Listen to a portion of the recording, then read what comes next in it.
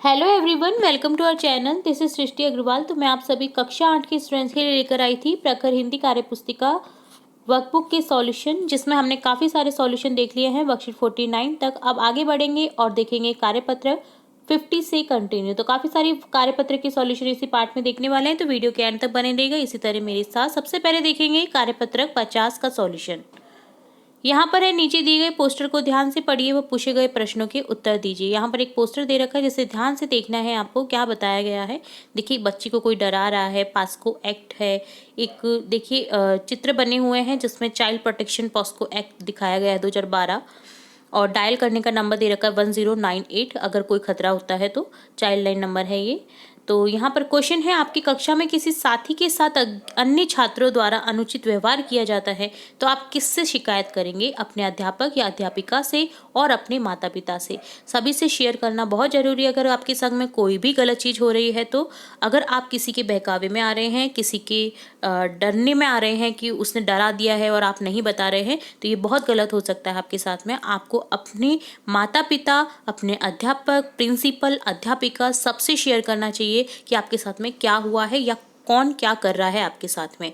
अगर आपने अभी आवाज़ उठा दी तो आगे जाकर के आपको परेशानी नहीं होगी। इसके तहत बहुत सारे एक्ट बने हुए हैं जिसके तहत आपको सुरक्षा मिल सकती है। अगला क्वेश्चन है, यदि आपको मदद के लिए आपका साथी पुकारता है तो आप क्या करेंगे? तो हम उसकी मदद के लिए जोर से चिल्लाएंगे व अन्य लोगों को इकट्ठा कर लेंगे। आपको सबसे पहले अकेले जाने लड़ने की जरूरत नहीं है। आपको बहुत जितना आप ज़्यादा चिल्ला सकते हैं उतना ज़्यादा चिल्लाइए। आसपास के लोगों को इकट्ठा करिए अगर आप किसी साथी के साथ कोई बुरा हो रहा है तो, और फिर जाइए उससे लड़ने। ठीक है, अगर आप अकेले जाएंगे तो हो सकता है आपके संग में भी बुरा हो जाए, इसलिए आप भीड़ को लेकर जाएंगे तो वो डर जाएगा। ठीक है, हम अनुचित व्यवहार के खिलाफ किन किन की मदद ले सकते हैं? तो सबसे पहले तो अपने माता पिता से। ठीक है, माता पिता को शेयर करना बहुत ज़रूरी है, और माता पिता को भी ये चाहिए कि अपने बच्चे के साथ में खुल कर के बातें करें, जिससे आपका बच्चा डरे नहीं और आपको सारी चीज़ें खुल कर के बता सके। अपने शिक्षक की, पुलिस की हेल्पलाइन नंबर जो दे रखा है 1098 की आप हेल्प ले सकते हैं। चाइल्ड हेल्पलाइन के नंबर लिखिए, तो यहाँ पर है 1098 1098 नंबर है जिस पर आप कॉल कर सकते हैं अगर आपके साथ में कोई भी अनुचित व्यवहार हो रहा है। तो ये है कार्यपत्रक 50 का सॉल्यूशन। बहुत इंपॉर्टेंट है। अगर कहीं भी आपके आसपास भी अगर ऐसा कुछ दिखाई दे रहा है तो तुरंत से हेल्पलाइन नंबर पर डायल कर सकते हैं। ठीक है, और आप किसी की हेल्प कर सकते हैं। तो ये होता है कार्यपत्रक 50 का सॉल्यूशन डन। अब देखेंगे कार्यपत्रक 51, जिसमें है एक कहानी जिसे पढ़कर के आपको प्रश्नों के उत्तर देने हैं। सबसे पहले हम रीड करेंगे इस कहानी को। अमन और सलीम अच्छे दोस्त थे। व्यापार के कारण अमन को कुछ वर्षों के लिए शहर से बाहर जाना था। उसने सलीम से कहा, मेरे पास एक भारी और कीमती लोहे की छड़ी है, क्या तुम मेरे लौटने तक उसे अपने पास रख लोगे? तो सलीम सहमत हो गया।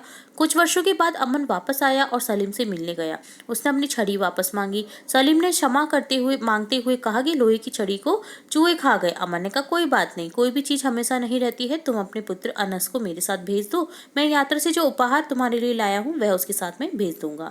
सलीम ने अनस को अमन के साथ भेज दिया। अमन अनस को अपने साथ ले गया और जो कुछ खिलौने उसने खरीदे थे उसे देकर ऊपर वाले कमरे में खेलने भेज दिया। जब अनस वापस नहीं आया तो चिंतित सलीम अमन के घर पहुंचा और अपने पुत्र के बारे में पूछने लगा। अमन ने कहा, रास्ते में एक भयानक घटना घटी, एक चील झपट्टा मारकर उसे ले गई और मैं कुछ नहीं कर पाया। सलीम ने आश्चर्यचकित होते हुए कहा, यह कैसे संभव है? अमन ने कहा, जब चूहे लोहे की छड़ी खा सकते हैं तो चील भी आपके लड़के को उठाकर लेके जा सकती है। सलीम को अपनी गलती का एहसास हुआ और वह लोहे की छड़ी अमन को वापस कर अपने पुत्र को घर ले गया। तो क्वेश्चन फर्स्ट है, अमन ने व्यापार पर जाने के पहले सलीम के पास क्या छोड़ा था? लोहे की छड़ी। ऑप्शन 4 करेक्ट हो जाएगा। असल में लोहे की छड़ी को क्या हुआ था? सलीम ने उसे अपने पास रख लिया था। सलीम के अनुसार छड़ी के साथ क्या हुआ था? कुछ चूहे ने उसे खा लिया था। सलीम ने बोला अमन से कि उसको कुछ चूहे ने खा लिया है। इस कहानी में लालची कौन था? सलीम, जिसने झूठ बोला कि लोहे की छड़ी को चूहों ने खा लिया है। वाक्य पूरा कीजिए। अमन ने कहा, कोई बात नहीं, कोई भी चीज हमेशा नहीं रहती। यदि आप अमन की जगह होते तो क्या करते? हम अमन की जगह होते तो शायद क्रोध में आकर उसे लड़ पड़ते और पुलिस में रिपोर्ट लिखवाते। तो अमन ने अपने धैर्य का काम लिया और समझदारी से काम लिया, तो उसको अपनी छड़ी भी मिल गई और झगड़ा भी नहीं हुआ। तो ये डन होता है कार्यपत्रक 51 का सॉल्यूशन, 51 का सॉल्यूशन। अब देखेंगे कार्यपत्रक 52 का सॉल्यूशन, जिसमें देखेंगे मुहावरों का प्रयोग कर पाना, आप किस तरह से मुहावरों के प्रयोग करते हैं, और देखेंगे एक पैराग्राफ में मुहावरों का किस तरह से यूज हुआ है। तो पैराग्राफ रीड करेंगे। जंगल में एक गुफा थी जिसमें एक गीदड़ रहता था। उसने पहाड़ी के नीचे एक पेड़ पर रहने वाले गिद्ध से दोस्ती कर ली। दोनों एक ही थाली के चट्टे पट्टे थे। दोनों मिलकर भोजन की तलाश करते थे। कभी कभी जब भोजन नहीं मिलता तो उन्हें आटे दाल का मालूम पड़ जाता। आटे दाल का भाव मालूम पड़ना यानी पता लगना कि क्या चल रहा है। ठीक है। एक दिन गीदड़ भोजन की तलाश में गांव की ओर चला गया। गांव वाले उसे मारने को दौड़े तो गीदड़ वहां से 9-2-11 हो गया। 9-2-11 नहीं, भाग जाना तेजी से। ठीक है।